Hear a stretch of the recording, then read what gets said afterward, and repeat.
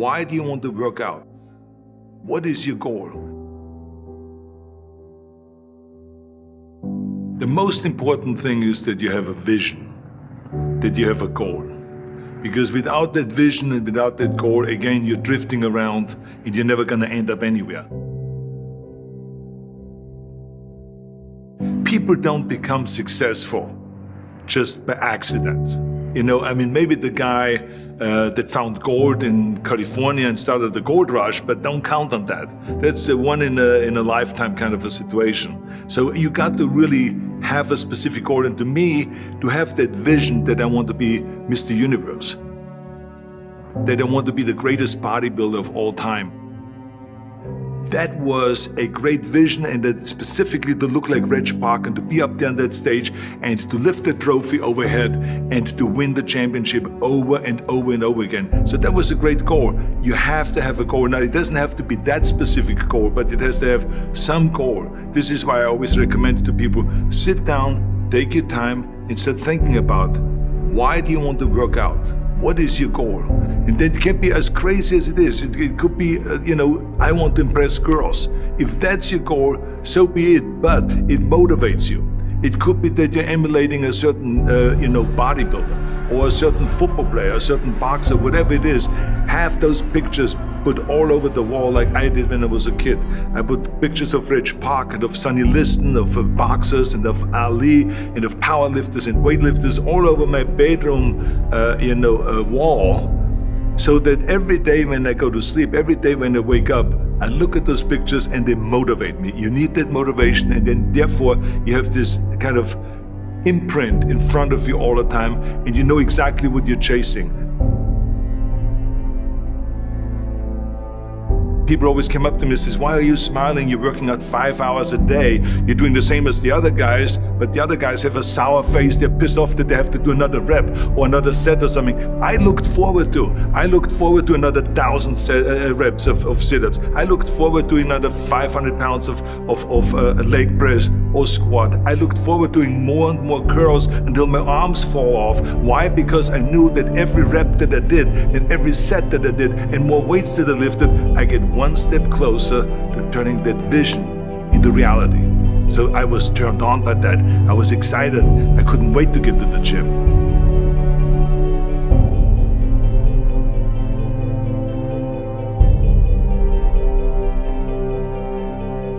I remember that when I weighed 245 pounds, and Bob Raferson, the director of Stay Hungry, said to me that I'm interested in having you come in for a reading and work on your acting and all this, because I'm interested in having you in a movie to star with Jeff Bridges and with Sally Fields. I was delighted about that, and I was excited, and I started pumping up more and more. And then he said, but I don't want you to weigh more than 210 pounds. You want me to be in the movie, but I'm weighing 245, 246. I say, I just won the Olympia, I say, which was 1974, and I was really at my biggest. And but he demanded that, and he says, look, it's very simple. On the day we start shooting, he says, I'm gonna put you on a scale, and if you don't make the 210, you're out, because I have someone else in mind. And I worked on it. I started visualizing myself very clearly as a lean athlete, because that's the only way I could lose that weight and all of a sudden get interested in running more, because up until that point I ran like 3 miles after training or before training or whatever, but now all of a sudden it was 5 miles, 6 miles, 7 miles, 8 miles, and they even ran mini marathons in order to lose the weight, and I did everything with high reps, and I was watching my diet, what I eat and all those kind of things.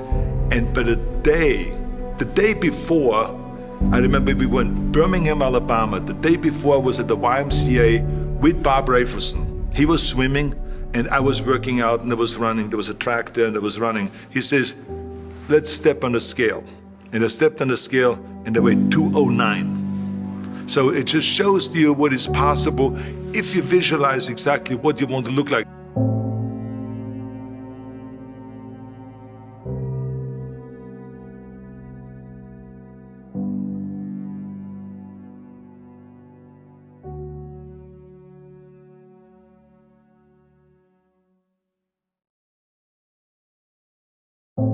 And there was no room for any kind of like, well, I can't get my act together or anything like this, because there's only a certain amount of time. But the key thing again is have the clear vision.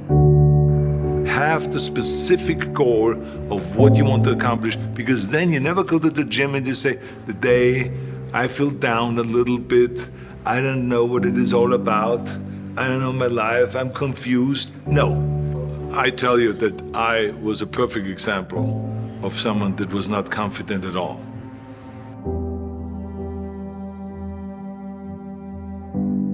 I mean, when I was a kid, I was just like any other kid. I had my hang-ups and problems and all this.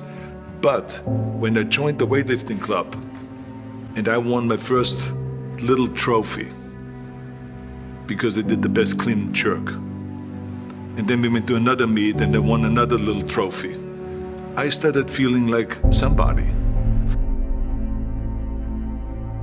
But the bottom line is, everyone can use the same method, because I used it in politics, I used it in making money, I used it in everything that I've done in the movie business. When you have one little victory, little victories add up, and that is what gives you then ultimately confidence. Well, for me, the most important thing always to have a deadline. So when I, for instance, had a competition, and let's say the competition was in the middle of September, and it was now beginning of summer, so there was no more time to screw around. So there was the time now to get going on a diet, to get going with the training, to not slack off at all, because there was a deadline there. The day of the competition, I had to be in the best shape possible.